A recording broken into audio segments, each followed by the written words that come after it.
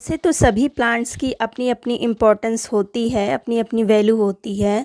लेकिन उनमें से जो ये जेड प्लांट है वो बहुत ही ज़्यादा महत्व रखता है। वास्तु की दृष्टिकोण से ये बहुत ही शुभ पौधा माना जाता है। मेरे ख्याल से शुभ इसलिए माना जाता है क्योंकि इसको ग्रो करना बहुत ही आसान होता है। अगर एक बार इसकी गणित आप समझ लेते हैं तो आपके गार्डन से तो ये कभी जाने ही वाला नहीं है, बल्कि इसके ही छोटे छोटे प्लांट से आपका पूरा गार्डन भर जाएगा। इतना इजी टू ग्रो है और साथ ही साथ इसमें किसी भी तरह की कोई पेस्ट वगैरह नहीं लगता है। बस थोड़ी सी प्रॉब्लम आती है जिसका मैं सल्यूशन लगातार देती भी रहती हूँ। तो कुछ कमेंट्स आए हैं मेरे वीडियो पर जो रिसेंट मैंने अपलोड किया था उस पे, तो उनको ही भी मैं इस वीडियो में क्लियर करूँगी और साथ ही साथ एक ऐसा बहुत ही सस्ता फर्टिलाइज़र बताऊंगी जो कि नाइट्रोजन का बहुत ही अच्छा स्रोत है और उसमें कैल्शियम भी प्लांट को मिलेगा, क्योंकि कैल्शियम भी जेड प्लांट के लिए बहुत ही ज़्यादा ज़रूरी है।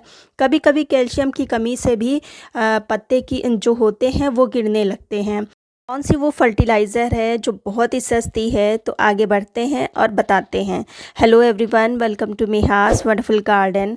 फ्रेंड, जो ये जेड प्लांट है मैंने रिसेंटली बताया था कि सितंबर अक्टूबर में इस पे कुछ काम किया जाता है, जैसे इसकी प्रूनिंग है, रीपॉटिंग है, ये सभी काम आप इस महीने में कर लें। क्योंकि आगे जो मंथार हैं उसमें हल्की हल्की पड़ने लगेगी ठंडक। ठंडक में इनका होता है डॉर्मेंसी पीरियड। तो कोई भी प्लांट जब डॉर्मेंसी में हो तो उसकी कटिंग प्रूनिंग नहीं की जाती है, इस चीज़ का आप ध्यान रखिए। तो हद से हद तो आप ये अक्टूबर 30 अक्टूबर तक तो इस पे प्रूनिंग वगैरह कर ही लें, फिर उसके आगे आपको नहीं करना है। रिसेंटली जो वीडियो मैंने अपलोड किए हैं 2-3, उस पे जो कॉमन एक क्वेश्चन आ रहा है, कमेंट आ रहा है कि मेरे जेड प्लांट की सारी पत्तियां गिर गई हैं। तो इसका एक ही कारण होता है ओवर वाटरिंग। तो बरसात तो चल रही है, अब तो खैर लगभग ख़त्म हो चुकी है, लेकिन फिर भी अभी भी बादल बन रहे हैं। तो उसमें आपने छोटा सा प्लांट बड़े पॉट में लगा दिया होगा और फुल रेन में आपने उसको रखा होगा। तो मैं बार बार कहती हूँ, जेड प्लांट को बहुत बड़े पॉट की ज़रूरत नहीं होती। आप मेरे सारे प्लांट्स देखिए, ये भी फुल रेन में रखे हुए हैं, फुल सनलाइट में रखे हुए हैं, लेकिन इतने बड़े बड़े प्लांट हैं। लेकिन मैंने इनको प्लांटर कितना दिया है, सिर्फ 8 इंच का पॉट दिया है। तो बहुत ही ज़्यादा, जितनी ज़रूरत हो प्लांट को उतना ही दीजिए। अगर आप उसको ज़्यादा देते हैं तब भी उसको प्रॉब्लम है, और अगर कम देते हैं तो भी उसमें प्रॉब्लम होगी। अब ये देखिए कितना बड़ा प्लांट है, कितना फैला हुआ है, लेकिन पॉट मैंने कितना दे रखा है इसको, 8 इंच का दे रखा है। हाँ, ये है कि फरवरी या सितंबर अक्टूबर में इनकी रूट प्रूनिंग करनी पड़ती है, तभी ये अच्छे से ग्रो करते हैं। तो ये सब करते रहिए, और बाकी इतने बड़े पॉट में ये प्लांट बहुत ही अच्छे से चलता है, क्योंकि इसकी जो रूट होती है बहुत ही महीन महीन होती है, बहुत ही पतली होती है। तो बहुत ज़्यादा बड़े पॉट की इसकी नीड नहीं होती है। दूसरी चीज़, अगर आपने उसको छोटे पॉट में भी लगा रखा है, मतलब बहुत बड़ा पॉट आपने उसको नहीं भी दिया है, तो आपने उसकी मिट्टी अच्छी नहीं बनाई है, कीचड़ वाली मिट्टी होगी, और कीचड़ वाली मिट्टी में कोई भी प्लांट अच्छे से ग्रो नहीं करता है। अब देखिए बरसात का ये रिज़ल्ट है। ये प्लांट देखिए कितनी अच्छी गुथी हुई पत्तियां हैं, और ये देखिए कहीं भी इसकी स्टम नहीं दिख रही। और इस वाले प्लांट में तो इसको उठा के मैं अभी ही बाहर मतलब लाई हूँ, धूप में लाई हूँ, क्योंकि ये थोड़ा सा प्लांट के नीचे रखा था, तो जिसके कारण देखिए लैगी प्लांट हो गया है। और इस तरह का प्लांट जब हो जाता है तो वो अच्छा नहीं लगता है। तो अगर इस तरह से हो गया है तो उसकी आप ट्रिमिंग कर दें, कटिंग कर दें। वैसे करें तो आप सीज़र से, लेकिन मेरे पास इस समय नहीं है तो मैं हाथी से कर देती हूँ। और जब भी मैं इसके पास खड़ी रहती हूँ तो ऐसे ही पिंचिंग इसकी करती रहती हूँ। तो जहाँ भी आपको लैगी लैगी सी इसकी ग्रोथ दिखाई दे, वहाँ से आप इसको पिंच कर दें तो अच्छी ग्रोथ हो जाएगी। अब बात कर लेते हैं अगर आपके पत्ते पीले हो रहे हैं या प्लांट अच्छे से ग्रो नहीं कर रहा है तो हो सकता है उसमें कैल्शियम की कमी हो गई हो, क्योंकि जब लगातार बारिश होती है तो कई न्यूट्रिएंट की कमी हो जाती है। तो उसके लिए आप घरेलू जो चीज़ें होती हैं, जो ऑर्गेनिक चीज़ें होती हैं, उनका आप प्रयोग करें। ये है चॉक। वही चॉक है जिससे ब्लैक बोर्ड पर लिखा जाता है, जो स्कूलों में यूज़ होता है, तो उसका ही प्रयोग करेंगे। और ये आपको बहुत ही सस्ती मिल जाएगी। मुझे पूरा एक पैकेट 10 रुपए का मिला था, उसमें 5-6 पीसेस ये स्टिक थी उसमें।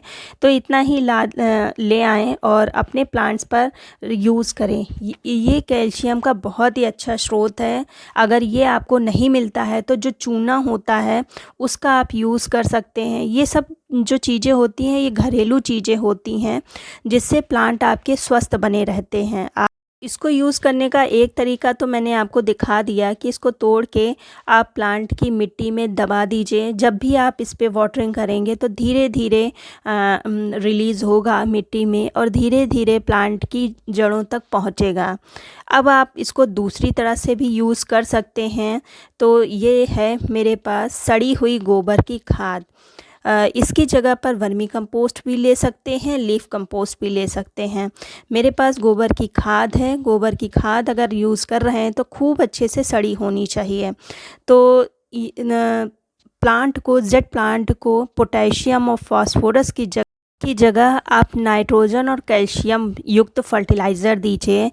इन्हीं फर्टिलाइज़र से आपका जेट प्लांट बिल्कुल सोने की जैसे होती है चमक, उस चमक से चमकेगा। तो इसमें देखिए ये मैंने लगभग 4 चम्मच भर के ये गोबर की खाद ली है और इस 4 चम्मच से ही मेरे सारे प्लांट्स फर्टिलाइज़ हो जाएंगे। तो एक चॉक मैंने लिया है और इसको किसी पेपर की सहायता से, हम छत पर हूँ तो मेरे पास तो पेपर है नहीं, तो ये छोटा सा टुकड़ा मिल गया है, तो इसी में दबा के किसी पत्थर की सहायता से आप इसको पीस लीजिए। आसानी से पिस जाता है। तो इस तरह से कर लें और इसको आप कंपोस्ट में मिक्स कर दें। तो इस तरह से भी आप डाल सकते हैं। ये देखिए कितनी आसानी से मिक्स हो, मतलब पिस गया है। तो अब हम इसको अच्छे से मिक्स कर लेंगे। और डालना कितना है, जेट प्लांट पर ज़्यादा फर्टिलाइज़र की ज़रूरत नहीं होती है, लेकिन चूँकि ये पॉट में लगा, अगर ज़मीन में लगा होता तो कोई बात नहीं, कोई भी फर्टिलाइज़र देने की ज़रूरत ही नहीं थी। लेकिन प्लांट को जब आप पॉट में लगाते हैं तो थोड़ी सी मिट्टी होती है, बारिश के पानी से उसमें जो न्यूट्रिएंट होते हैं वो बह जाते हैं, तो फिर ऊपर से हमको डालना पड़ता है। तो एक पॉट में हम सिर्फ इतनी ही सी फर्टिलाइज़र देंगे और सीधे प्लांट की रूट पर डालेंगे। इधर उधर मिट्टी में नहीं डालेंगे, सीधे प्लांट की रूट पर डालेंगे। तो हम इस तरह से सभी प्लांट पर अपने दे देंगे। तो ये फर्टिलाइज़र आप भी दीजिए और महीने में आप 2 बार फर्टिलाइज़र ये देते हैं तो आपका प्लांट हेल्दी ग्रो होगा, किसी भी तरह की कोई प्रॉब्लम नहीं होगी। तो इस तरह से फर्टिलाइज़र आप दीजिए और इस जो मैंने केयर आपको बताई है उस तरह से आप अपने प्लांट की केयर करिए। उम्मीद करती हूँ वीडियो अच्छा लगा होगा। अगर अच्छा लगा है तो लाइक कर दीजिए, सब्सक्राइब कर लीजिए। मिलते हैं फिर किसी वीडियो में नई जानकारी के साथ। तब तक की गुड बाय।